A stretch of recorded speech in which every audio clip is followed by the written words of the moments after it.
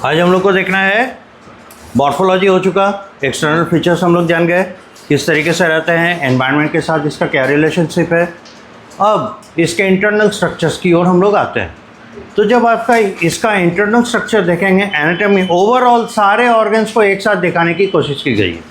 Comparatively simpler animal है, इसलिए बहुत ज़्यादा कॉम्प्लिकेशन इसमें ना दिखते हुए हम लोग क्या करते हैं, इसका एक कंबाइंड डायग्राम देखते हैं।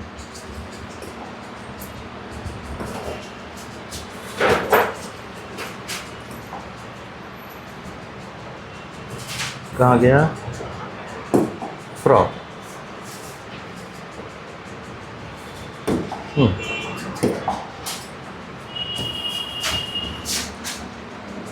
This is again according to the NCERT.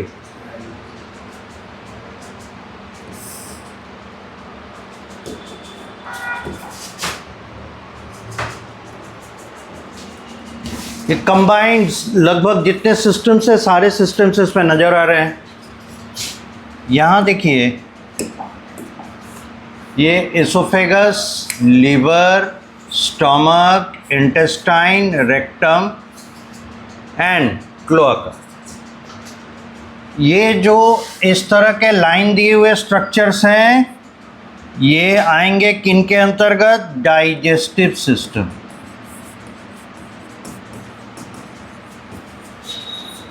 ठीक है। उसके बाद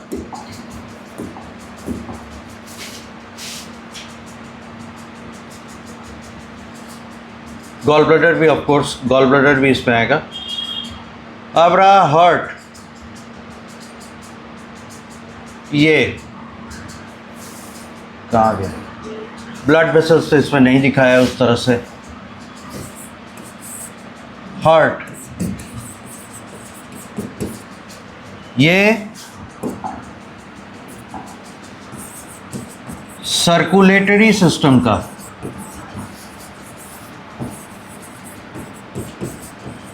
हिस्सा। उसके बाद ये देखिए लंग, डबल टिक।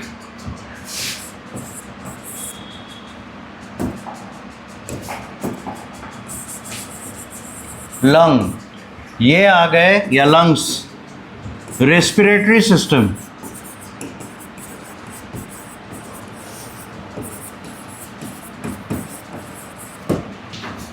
फिर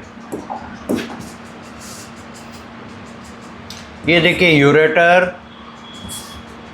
ये देखिए किडनी, एसोसिएटेड फैट बॉडीज। ये जो इस तरह के पार्ट हैं, यूरेटर्स, किडनीज, यूरिनरी ब्लैडर,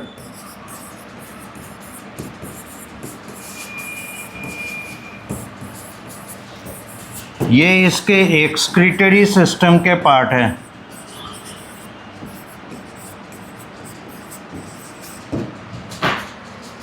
और फिर इसी में आप देखेंगे ये किडनी है ना, और ये जो कैनाल सिस्टम देख रहे हैं, ये वाला जो ऐसा ऐसे ब्रांच आउट हो रहा है,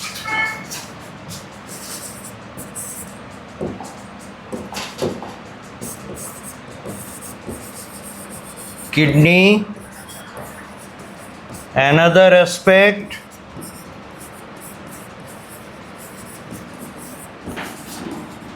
part of reproductive system.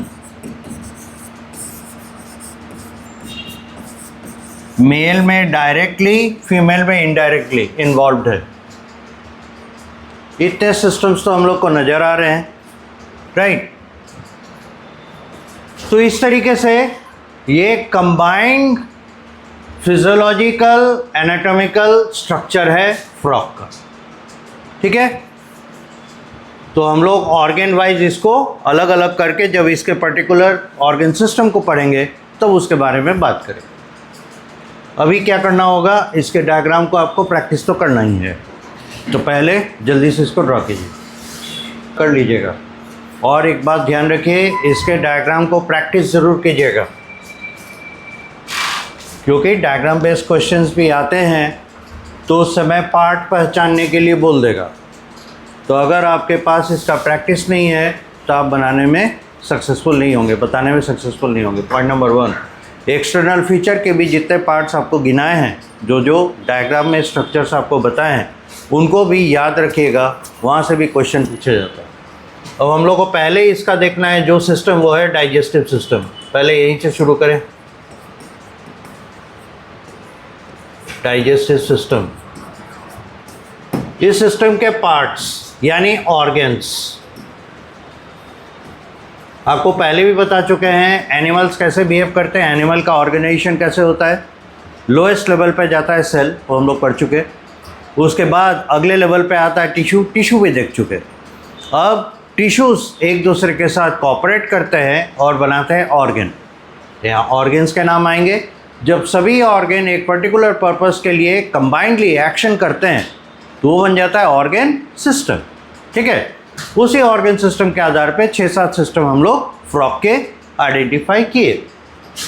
Now the first of them we take as digestive system. तो इसमें ऑर्गन्स जो इन्वॉल्व हैं, माउथ जो यहाँ नहीं दिखाया गया है, माउथ, देन होगा फेरिंग्स,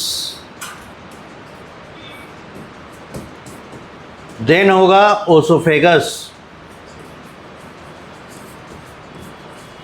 ओसोफेगस आप डायग्राम में देख पा रहे होंगे। देन होगा स्टोमक, देन होगा लीवर,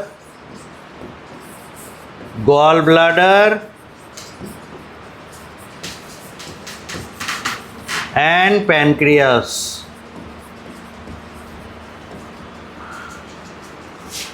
देन होगा इंटेस्टाइन,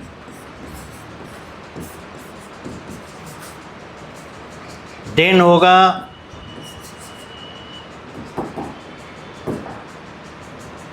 रेक्टम,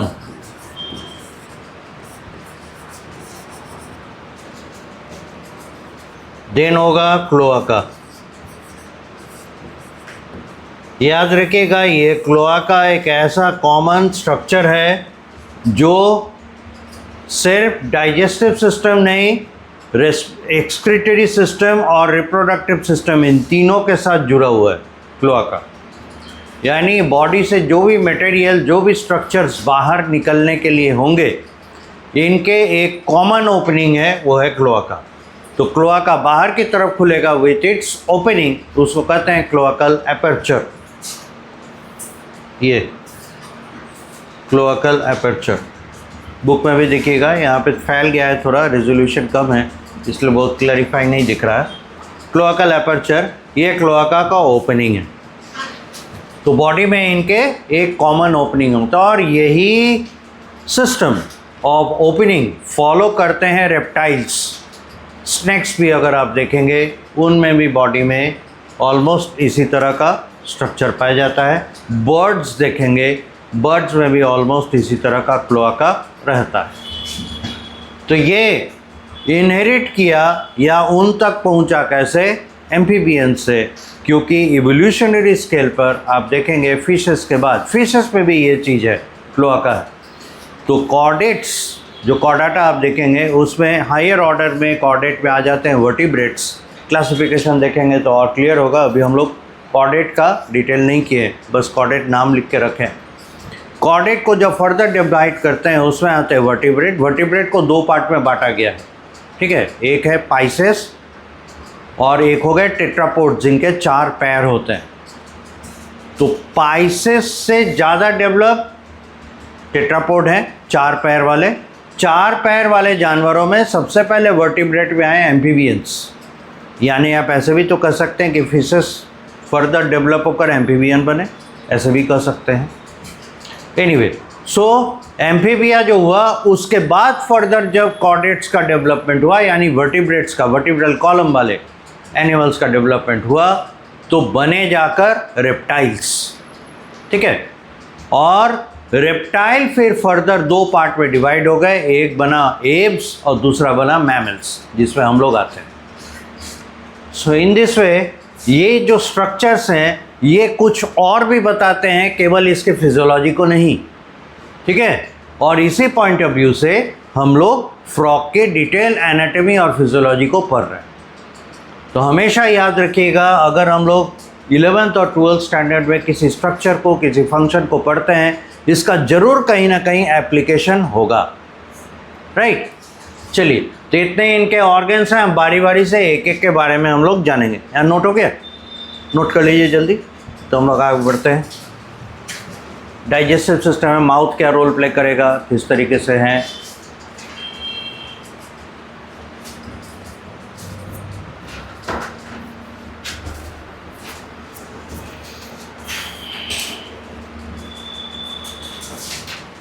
एक, 2, 3, 4, 5, 6, 7,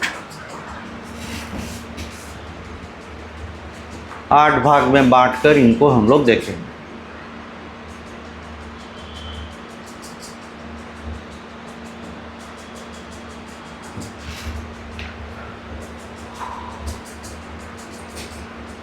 डायग्राम का छूटा हुआ हिस्सा घर में ज़रूर बनाइएगा और इसको 3-4 बार प्रैक्टिस ज़रूर कीजिएगा।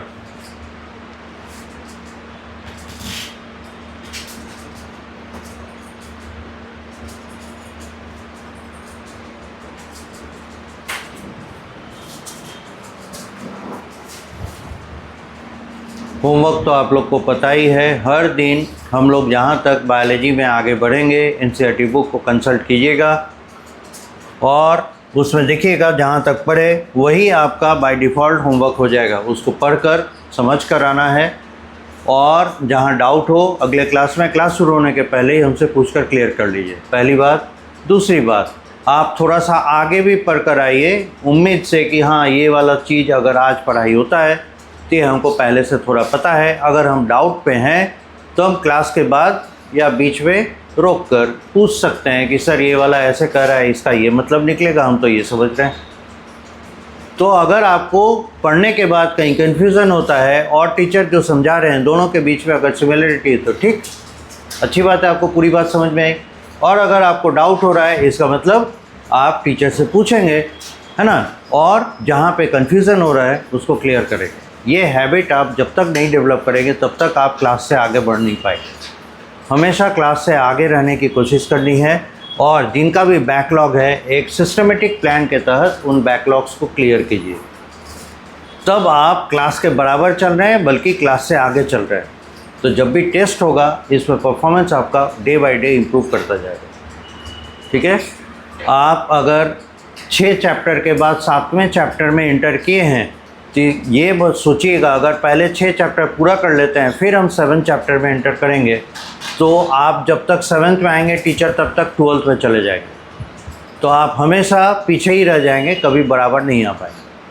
तो उसका प्लान ये होगा, जो क्लास में पढ़ाई हो रही है उसको आप पढ़ें तो वहाँ तक आपका बराबरी रहेगा और पीछे के चैप्टर्स के लिए एक सिस्टमेटिक प्लान बना लीजिए, इतने इतने दिन में इतने इतने घंटे लगाकर हम इन्हें पूरा करेंगे।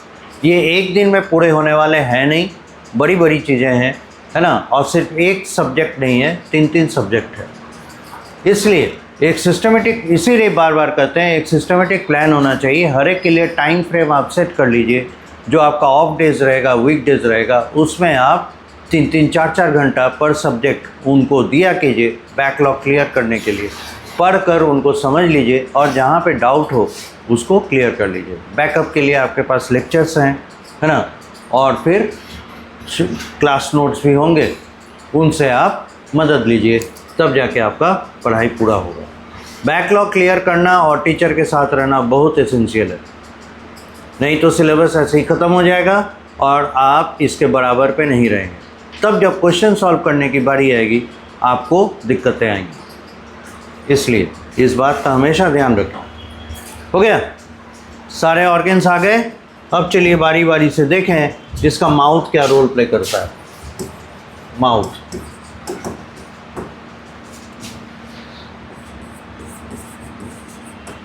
कैविटी ऑफ माउथ,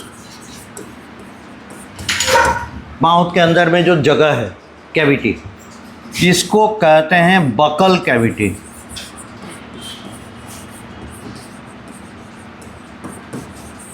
ठीक है, इस बकल कैविटी में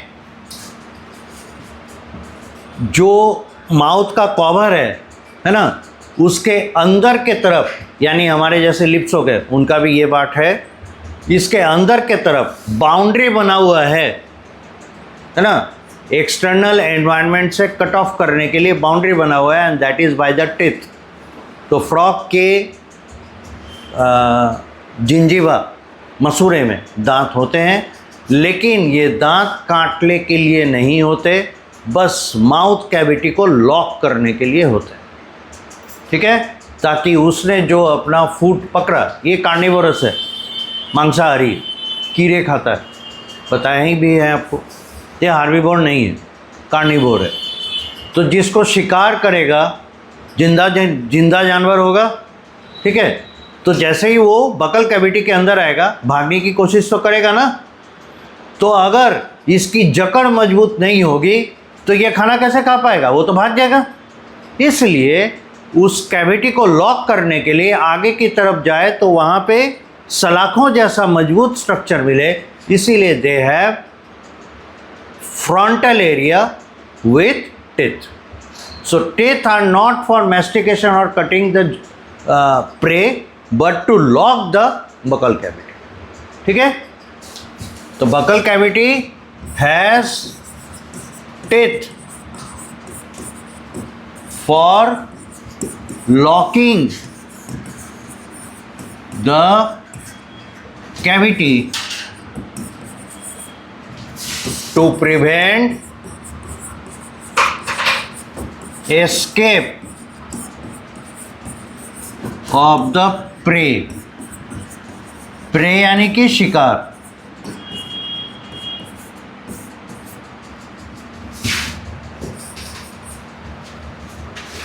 बकल कैविटी में इसका टंग होता है, लिखते ही चलिएगा, टंग इज प्रेजेंट। ठीक है, यहाँ तक नोट कीजिए, फिर आगे बढ़ते हैं। क्विक, फास्ट, स्लो मत रहिए।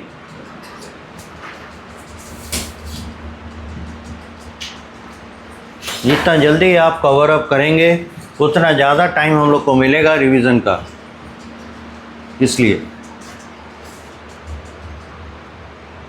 तो बकल कैविटी में दांत तो हो गए, अब इसके पास जीभ भी है, टंग भी है। और इस टंग का क्या इस्तेमाल करता है, इसके आप देखे हैं पंजे कैसे होते हैं, फ्रंट लिम्ब छोटे होते हैं, ठीक है, तो इनके पंजे इतने मजबूत नहीं है कि जाके कीड़ा पकड़ ले और मुंह में डाल ले। ठीक है, तो ये क्या करते हैं, अपनी जीभ, अपने टंग का इस्तेमाल करते हैं कीड़ों को पकड़ने के लिए। तो किसी चीज़ को पकड़ेंगे तो कम से कम 2 पार्ट होना चाहिए ना, जिससे वो दबोचेगा उसको, या फिर टंग रोल कर जाए। तो इसका पहला वाला ऑप्शन के साथ इसका टंग रहता है, ये बाइफरकेटेड रहता है, ऐसे 2 हिस्से रहता है, और टंग के मदद से अपने शिकार को ये जकड़ता है। राइट, तो यही बात हम लोग यहाँ प्लेस करेंगे। टंग इज प्रेजेंट,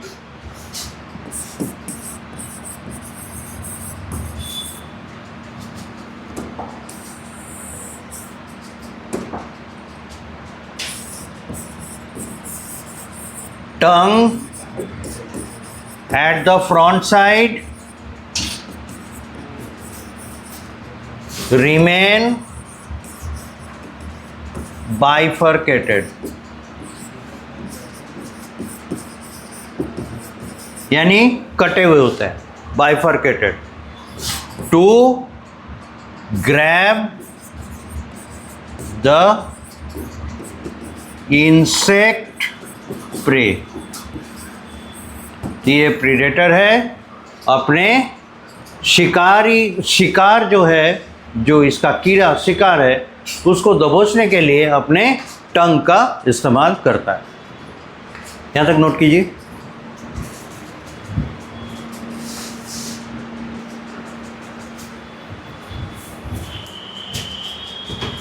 इसको सीरियल नंबर 1 कर दीजिए। सीरियल नंबर 2 डालिए। माउथ के बाद आइए pharynx.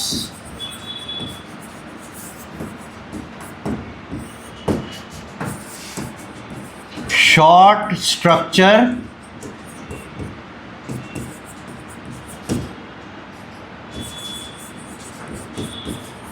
buccal cavity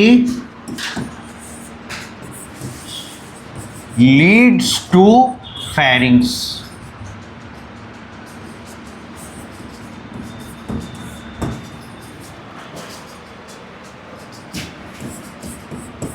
No digestion of food.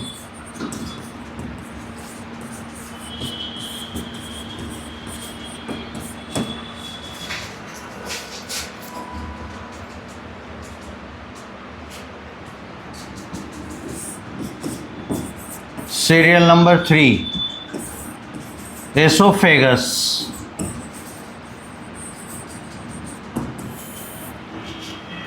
अब फेरिंग्स जो है एसोफेगस को लीड करता है, और ये भी छोटा होता है लेकिन छोटा सा ट्यूब्यूलर स्ट्रक्चर है, small tube like structure. So oesophagus, small tube like, STR for structure,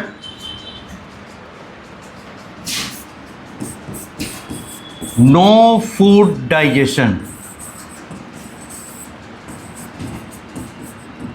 यहाँ भी फूड डाइजेशन नहीं होता, नो फूड डाइजेशन।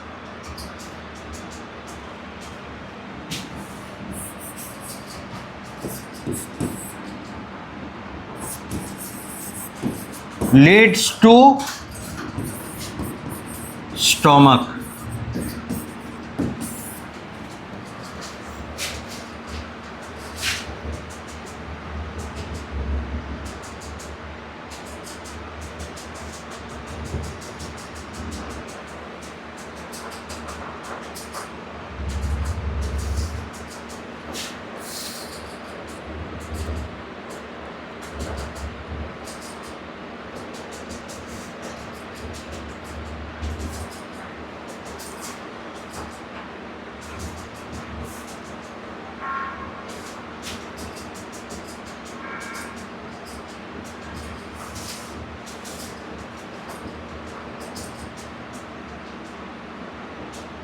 हो गया।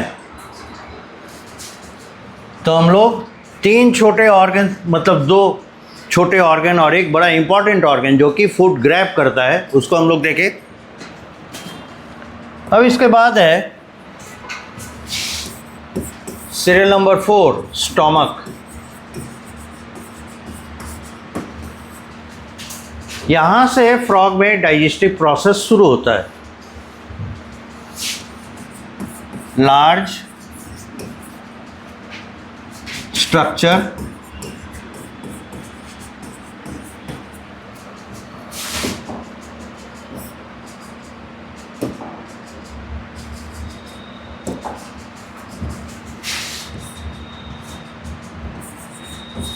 wall has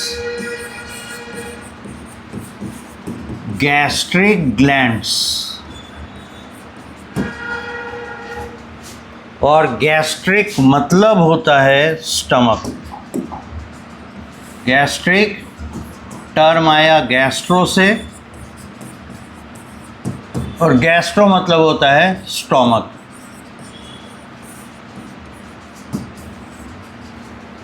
तो बात क्या निकली कि इसके स्टमक के वॉल पे जो ग्लैंड्स हैं, स्टमक के ग्लैंड्स, या इसी वजह से गैस्ट्रिक ग्लैंड्स कहे जा रहे हैं। अगर ये गैस्ट्रिक ग्लैंड्स हैं जिससे कुछ सिक्रेशन होता होगा, डाइजेस्टिव प्रोडक्ट निकलता होगा, तो डाइजेशन के लिए इससे जो मटेरियल्स सिक्रेट किए जाते हैं फूड को डाइजेस्ट करने के लिए, उन्हें कहते हैं gastric juice.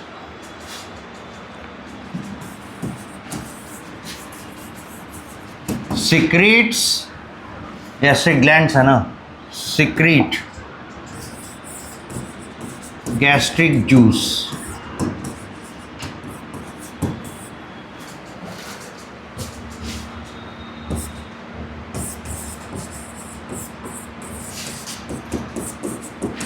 Composition hydrochloric acid plus pepsin.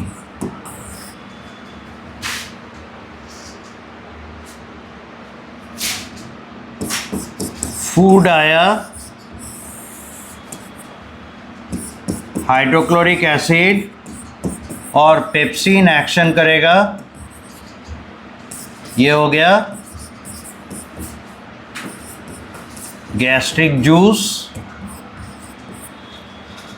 और ये बन जाएगा काइम। इसमें रहेगा partially digested proteins.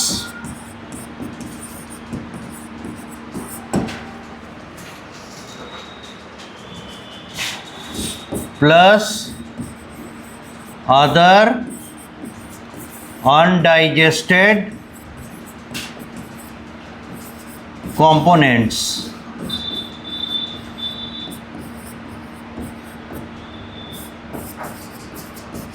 Carbohydrate, fats.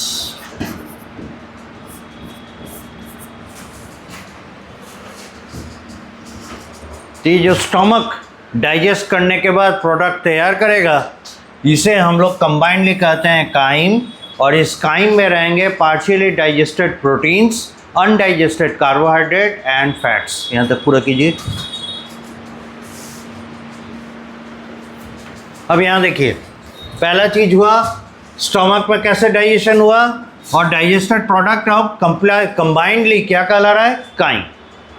अब इस काइम का क्या होगा, ये स्टमक से आगे बढ़ेगा। ठीक है, सीरियल नंबर 5 हम लोग वहाँ पे लिखे हुए हैं, लिवर, गॉल ब्लैडर, पैंक्रियास। तो ये डाइजेशन के लिए अपने अपने सिक्रेशन रिलीज करें, लेकिन फूड आएगा कहाँ पे, स्टमक से निकल के आएगा स्मॉल इंटेस्टाइन। राइट, तो हम लोग यहाँ देंगे 5 और 6 करके combinedly, small intestine,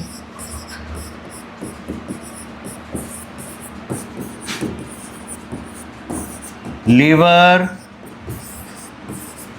gall bladder,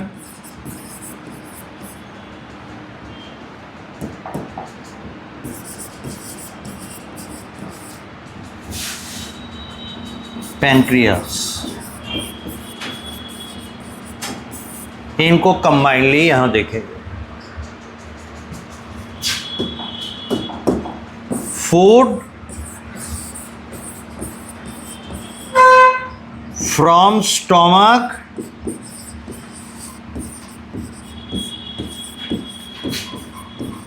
enters small intestine, जिस जगह पे जाएगा डियोडेनम।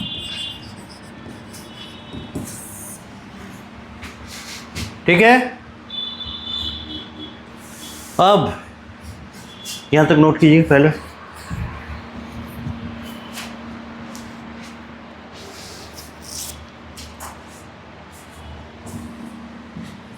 काइम अभी एंटर करेगा डियोडेनम में, जो कि स्मॉल इंटेस्टाइन का पहला पार्ट है।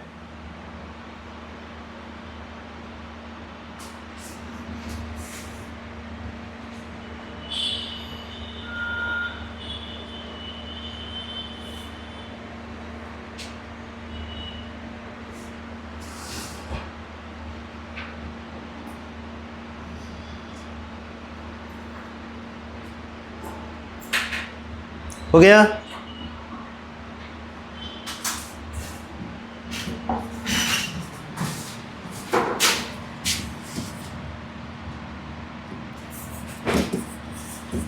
Liver produces bile,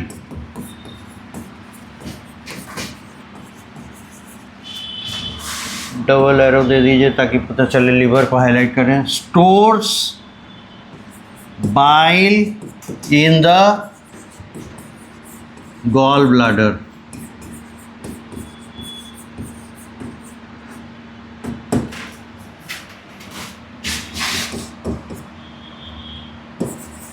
when duodenum receives chyme,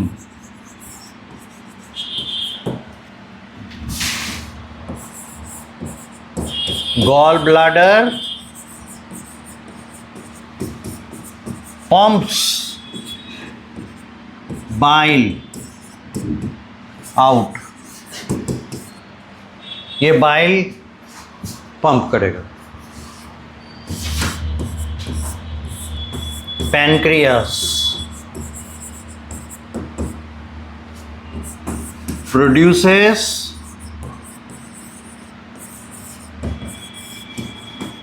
digestive juice,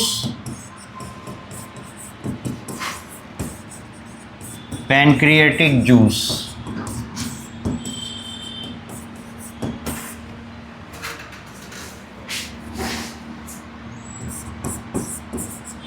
Pancreatic duct opens into duodenum,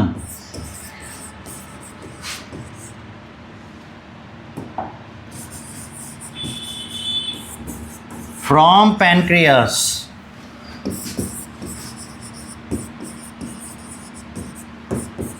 to lead into the, या ऐसे कर लीजिए, to lead pancreatic juice into डियोडेनम।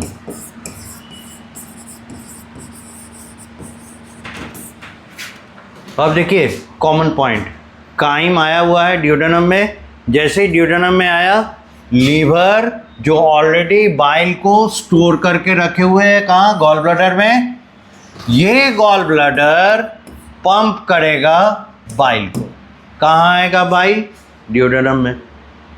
उसके बाद पैनक्रियास अपने पैंक्रियाटिक डक्ट के मदद से पैंक्रियाटिक जूस को लेकर आएगा डियोडेनम में। हम जो अंडरलाइन कर रहे हैं या एरो डाल रहे हैं, आप हाईलाइट कर लीजिएगा क्योंकि ये इंपॉर्टेंट पॉइंट्स हैं, यहीं पे आपको फोकस करना है।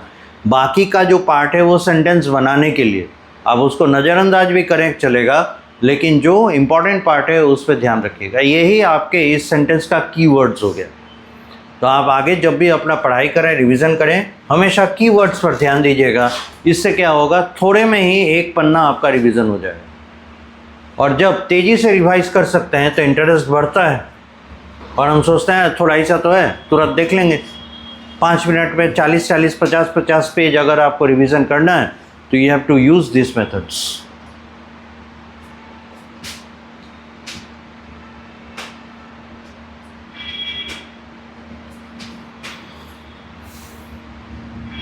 या तो पेंसिल रख सकते हैं, हाइलाइटर रख सकते हैं, इमीडिएट आप उसको हाईलाइट या अंडरलाइन करके आगे बढ़ जाएं।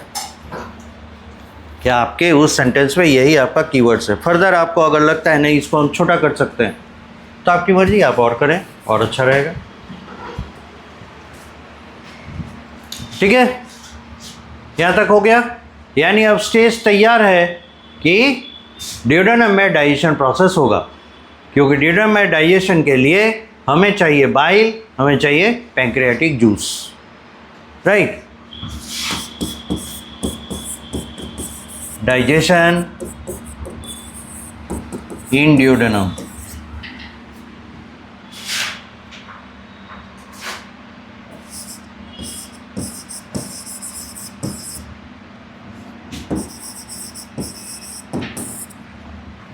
DO, DEO नहीं होगा, सॉरी, DUO होगा, ड्यू। और कहीं लिखे हैं डिओडेनम,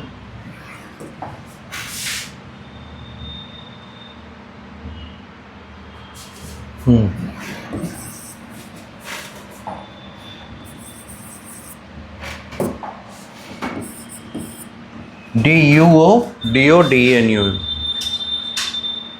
सही कर लीजिएगा।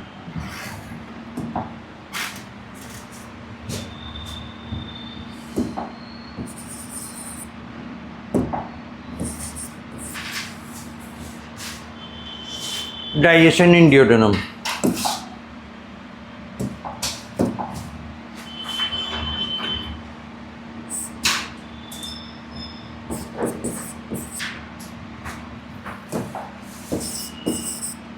फूड में जो फैट्स होगा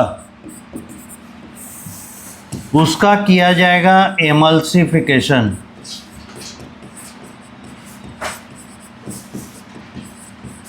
एमल्सिफिकेशन मतलब हो गया conversion of bigger fat droplets into small droplets। इससे फायदा क्या होता है? It increases surface area of the fats for enzyme action। ठीक है, तो डाइजेस्टिव एंजाइम जो फैट्स को डाइजेस्ट करेंगे एक जगह अगर इकट्ठा रहेगा तो अंदर के तरफ जो फैट के मॉलिक्यूल्स हैं उन तक तो एंजाइम पहुंचेंगे नहीं, और घंटों वहाँ पे फैट के मॉलिक्यूल्स इंतजार नहीं करेंगे, क्योंकि फूड मटेरियल आगे की ओर बढ़ रहे हैं, लगातार रुके हुए नहीं रहते। इसलिए क्विक एक्शन में जितना ज़्यादा फैट्स का सरफेस एरिया मिलेगा एंजाइम को एक्शन करने में उतना ही बनेगा। राइट, ये वैसी बात हो गई, मान लेते हैं आप चना चबा रहे हैं, ठीक है, तो अगर ठीक से नहीं चबाए तो आप जो निगलेंगे चना को उसका अधिकतर हिस्सा क्या रह जाएगा? गठा हुआ रह जाएगा। अब सोचिए, इसको अगर आप डाइजेस्ट करने की कोशिश कीजिएगा, अंदर में जो गठा हुआ हिस्सा है वहाँ तक तो डाइजेस्टिव एंजाइम पहुँचेगा नहीं। नतीजा क्या होगा? बहुत बड़ा मटेरियल अनडाइजेस्टिव में आगे बढ़ने लगेगा एंड इट में cause intestinal pain, abdominal pain cause कर सकता है। तो ठीक से चबाया हुआ नहीं खाना हम लोग को परेशानी दे सकता है। इसलिए क्या कहते हैं, खाना अच्छे से धीरे धीरे चबा चबा कर खाना चाहिए। रीज़न, डाइजेशन प्रोसेस में हेल्प मिलता है। अब इसके पास तो दांत बोल के कोई चीज़ है नहीं जिससे वो मैस्टिकेट करे, चबाए, तो जो भी है इसके एंजाइम्स की मदद से ही इसका डाइजेशन होना है। सो यहाँ पे क्या है, फैट डाइजेशन के लिए इसे एमल्सिफिकेशन करना पड़ता है। एमल्सिफिकेशन है बड़े फैट ड्रॉपलेट्स को छोटे छोटे ड्रॉपलेट्स में तोड़ देना। तो छोटे टुकड़ों में अगर टूट गए तो सरफेस एरिया इवेंचुअली बढ़ जाएगा ना, जो अंदर छिपा हुआ था अब वो भी एक्सपोज होने लगा, तो फैट्स का सरफेस एरिया बढ़ गया। अगर ऐसा है तो फैट डाइजेस्टिव एंजाइम को ज़्यादा सरफेस एरिया मिलेगा ना एक्शन करने के लिए, इसलिए फैट ज़्यादा डाइजेस्ट होगा। तो अगर ज़्यादा डाइजेस्ट होगा तो एब्जॉर्प्शन बढ़ेगा, तो फूड क्वालिटी बेटर हो जाएगा। अब है क्या, ये काम करेगा कौन? तो ये है बाइल, ये करने वाला है। And bile is the secretory product of the gall bladder, produced by the liver, stored in the gall bladder, pumped out by the gall bladder into the duodenum. तब बनेगा क्या यहाँ पे? Small fat droplets. तो fats पे action करेगा, bile produce करेगा small fat droplets. कौन से प्रोसेस से? एमल्सिफिकेशन। समझ में आ गया? आगे बढ़े। अच्छा, पूरा कीजिए।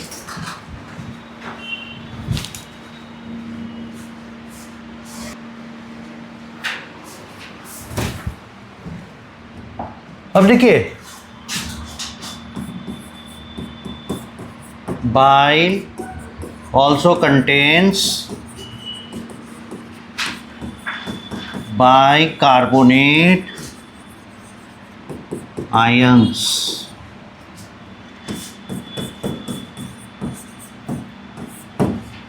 बाइकार्बोनेट आयंस ये क्या करते हैं? Turn the acidic food into alkaline यानी बेसिक। इसका मतलब है जो हाइड्रोक्लोरिक एसिड में डाइजेस्ट होकर काइम बनकर फूड ड्यूडेनम में आया था, उस एसिडिक फूड का अब हाल होगा बाइल के मदद से alkaline, right?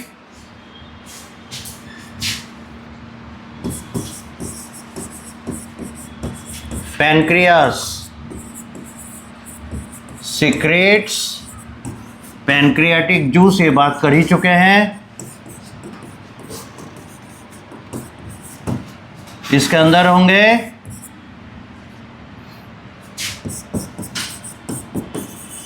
Fat digesting enzyme,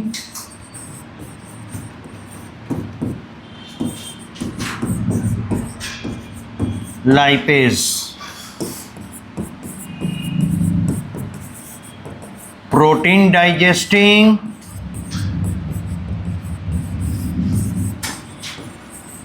enzyme, protease. Protease में like trypsin, chymotrypsin,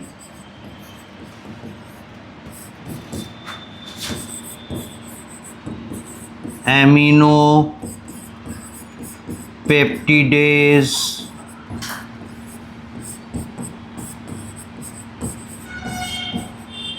carboxy peptidase etcetera रहते हैं। कई तरह के प्रोटीन डाइजेस्टिंग एंजाइम्स का मिक्सचर रहता है और फैट डाइजेस्टिंग एंजाइम लाइपेज रहता है। ठीक है, तीन सबों को, ये जितने प्रोटीन डाइजेस्टिंग एंजाइम्स देख रहे हैं, इन्हें कंबाइंडली एक नाम दिया गया है प्रोटीएज, प्रोटीन डाइजेस्टिंग एंजाइम। ठीक है, और उधर फैट डाइजेस्टिंग एंजाइम को लाइपेज। यहाँ तक पूरा कीजिए, आगे आपसे क्वेश्चन मिनिमम छूटे। ओके, तो पैंक्रियास ने रिलीज किया पैंक्रियाटिक जूस, आएगा कहाँ?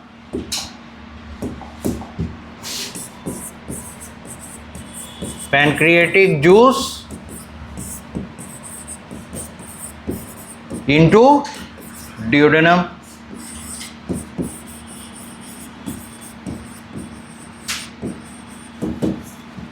अब यहां पर फूड जो है यानी काइम, इसके ऊपर एक्शन करेगा पैंक्रियाटिक जूस, और पैंक्रियाटिक जूस में शामिल है लाइपेज, पैंक्रियाटिक जूस में शामिल है प्रोटीएज। तो आउटपुट क्या निकलेगा? Fatty acids plus glycerol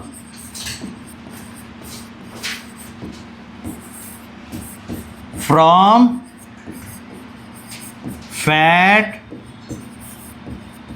digestion। ठीक है, फैट डाइजेशन से फैटी एसिड एंड ग्लिसरॉल निकला। Amino acids from protein digestion.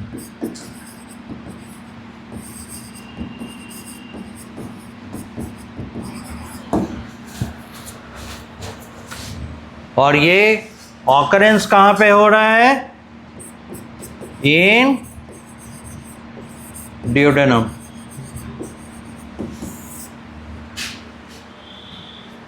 पूरा कीजिए। आप बगल में नहीं, नीचे ही लिखेंगे। मेरे पास जगह इधर था इसलिए हम इधर लिखें।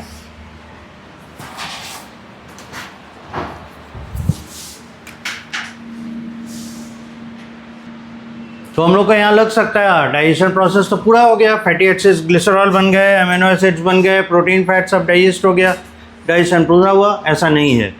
पैंक्रियाटिक जूस और बाइल मिलके पार्शियल डाइजेशन पूरा करते हैं। अभी भी कुछ ऐसा फूड में मटेरियल रह जाएगा जो कि इनके द्वारा डाइजेस्ट हो नहीं पाया और फूड आगे की ओर बढ़ रहा है।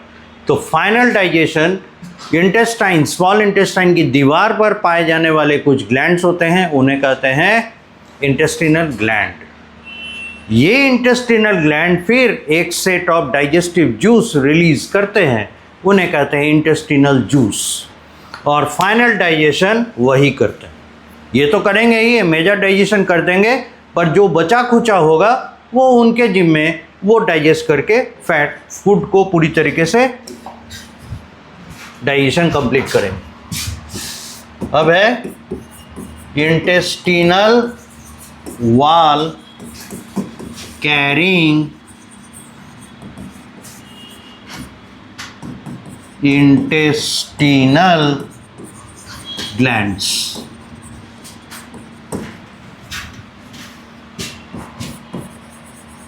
They secrete collection of enzymes combinedly called intestinal juice। अब यहाँ क्या होगा?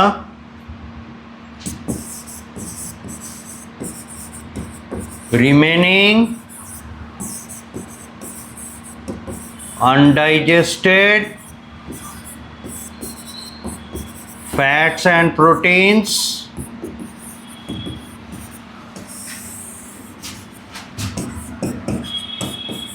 intestinal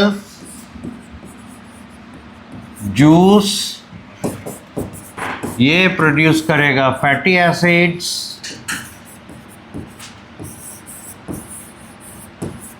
glycerol and amino acids. ठीक है।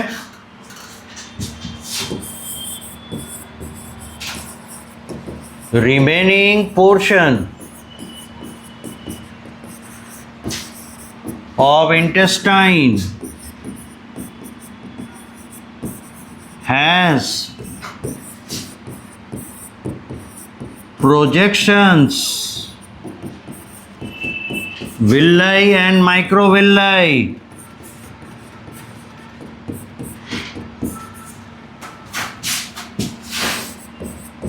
are the